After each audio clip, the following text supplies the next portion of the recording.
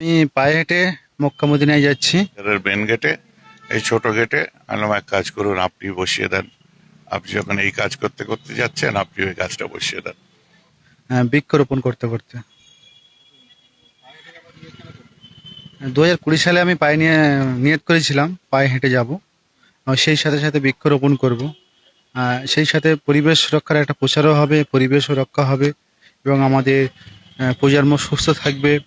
একটা মানুষ বেঁচে থাকতে গেলে যতটা পরিমাণ অক্সিজেন দরকার, এই পৃথিবীতে অক্সিজেনের মাত্রা আস্তে আস্তে দিনের পর দিন হ্রাস হতে চলেছে। তো বৃক্ষরোপণ অতি অবশ্যই প্রয়োজন আমাদের প্রজন্মকে বাঁচাতে গেলে। এর আগে আমি সাইকেলে পরিবেশ রক্ষার প্রচার নিয়ে বাংলাদেশ, নেপাল, ভুটান ও সারা ভারতবর্ষ বৃক্ষরোপণ করেছি।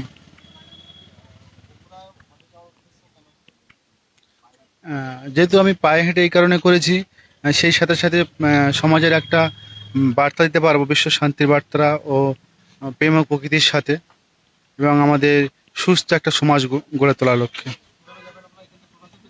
আমি এখান থেকে Pakistan, Afghanistan, Iraq, Iran, Kuwait, আরবে যাব।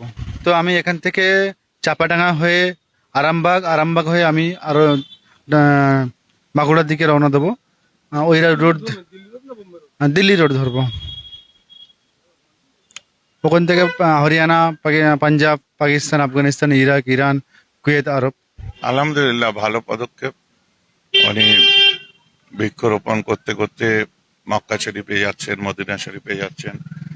আমারও এখানে একটা কাগজ ফুল গাছ কিনে রাখাই ছিল। ওই গেটে একটা যেমন দেখতে পাচ্ছেন, মাজারের মেন গেটে, এই ছোট গেটে আনলাম এক কাজ করুন, আপনি বসিয়ে দেন। আপনি যখন এই কাজ করতে করতে যাচ্ছেন, আপনি ওই কাজটা বসিয়ে দেন।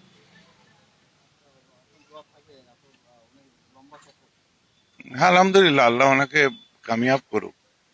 উনি যে এই হৌসলা, এই যে মনোবল, উনি আমাকে বলছিলেন যে অনেক খরচা করে হজে যাওয়ার মতো এই মুহূর্তে আমার সামর্থ্য নেই, কিন্তু আমার মনের ইচ্ছা আমি হজে যাব। আলহামদুলিল্লাহ, আমি পায়ে হেঁটে বেরিয়ে যাব।